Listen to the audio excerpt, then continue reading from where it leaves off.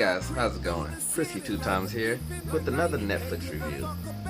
This is actually about a movie instead of a series in total. The next series I'm going to do is actually not even Netflix involved. But this movie is called Tao. It's really good. I enjoyed it a lot better than I thought I would have. I never seen no one talk about this movie. I never seen anything about this movie in general. I just saw it pop up on my Netflix. So I was like, let's give it a try. Let's give it a go. Not knowing what it's about, or like I saw like the little videos about like her in the house. But here's the actual review. IMDb says, a woman is held captive by a scientist in a futuristic smart house and hopes to escape by reasoning with the artificial intelligence that controls the house. So I can't think of the actual other movie that reminds me of this, but she is literally locking, like I said, she's locking the house. The first few scenes are they're very good. They're very gory. You know, it's definitely like she finds two other survivors and they're in this house and they have to get out. They're trying to get out the house, trying to break out the house. Black guy and a white girl. You know the deal. You see a black guy, you already know what's happening. So try not to spoil it, but you know stuff happens. They do this like within like the first 10 minutes of the movie, which when I was watching it, I was like, this seems like the climax of a movie instead of a beginning of a movie, which felt better to me, which felt good because it's like it starts you off really fast paced in a sense, and then it slows it down to. I don't like how people say it slows down to a crawl because I enjoy stuff like this. It slows it down into like more of a methodical type of sense of you starting to know the characters and know who's who and what's what. There's no real like, there's a storyline with like the person who runs the house. He needs to like use the like the brainwaves of this girl, blah blah blah. Like they really don't go into strong detail to say why this girl is special. They just say he needs this girl, and since she killed the other two people, well, she didn't kill him, but she got him killed. So now she's the last one, so he doesn't kill her. So, but he has to keep her alive, which is why he puts up with all her bullshit of trying to escape and all this blah blah blah blah. But the cool thing is that she and the house, they started this banter with each other. Like the house tells her, you can't go here, you can't go there. And just like any, strong white woman, no, just like any person, like she pushes the boundaries. She's like, why can't I go here? And she'll go there. And one day she's talking to the house, and she asked him because she kept calling her like number such and such, such and such. And she's like, I'm a person. I have a name. Use my name. My name is Julia or something like that. And the house is like, oh, you're a person? You have a name? Well, I have a name. Am I a person? So they start this thing and she lies. She's like, yes, you're a person. So this starts this little back and forth between the two. And that's what I like about it, because whoever the voice is of the house, I want to see who's the voice of actual. I didn't look this up. I need to start looking up more stuff before I do these reviews so I can have it exactly. Okay, so Gary Oldman.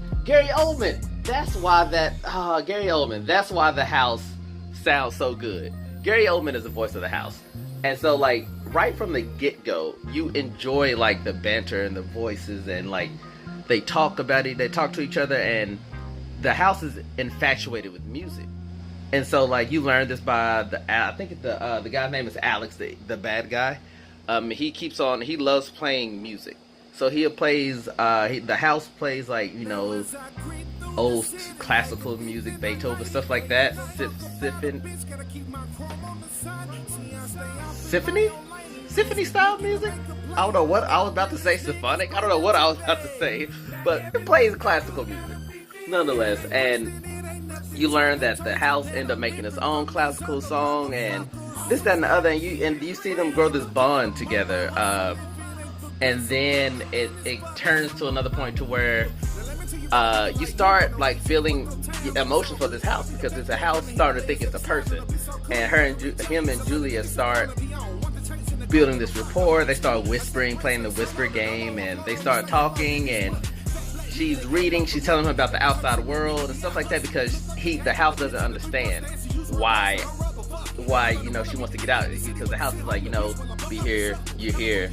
And then she's like, no, I belong outside in the world with the birds and the trees. And the house is like, birds and trees? What are birds and trees? What are, what's this? What's the world? What's grass? And so she starts explaining things to the house.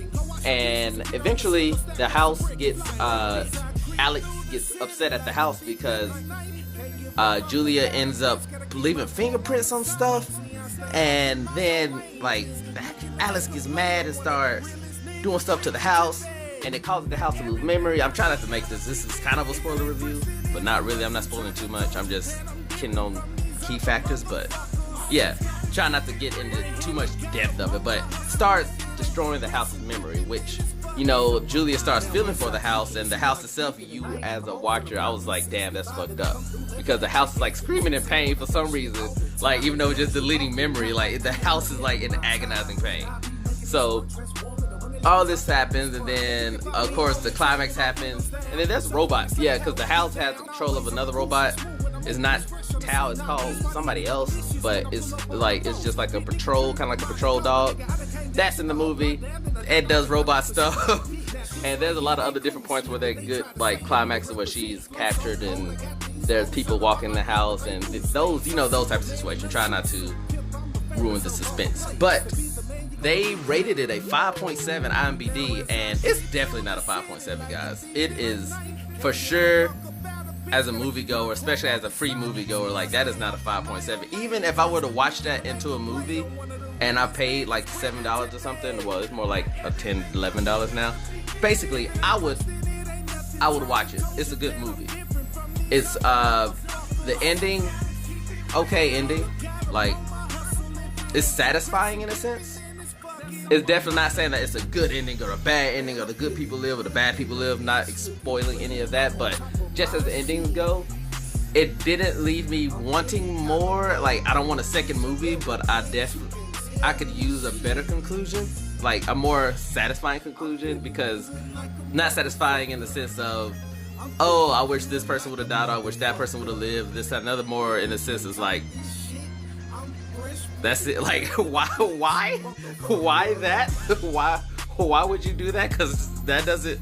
Because I'm not gonna spoil what happens at the end. But when you see it, you're gonna be like, oh, that makes sense. Literally, why? So yeah, Tao, go watch it. I say go watch it. Hell, just flick the button on Netflix. It's definitely better than the 5.7, guys. You go watch it. Let me know what you think. And I'm sure you will enjoy it if you enjoy. I don't want to try to see if it's not like a psychological thriller. It's they claim it as, they don't even claim it as a certain type of movie, but it's definitely like it's not like a horror. It's more literally like a thriller. It's not like the first few minutes, because they show like horror aspects in the trailer, and like the first 10 minutes is like the horror part where it's like, oh my god, we gotta escape, woo! Stuff like that. But then after that, it goes into like a thriller. And it's like, it's good. I enjoyed it. It was very well done. Makia Monroe is Julia, Ed Skrein is Alex, Gary Oldman is Tao. Those are your main three people. So yeah, go watch it. Let me know what you think. Stay frisky.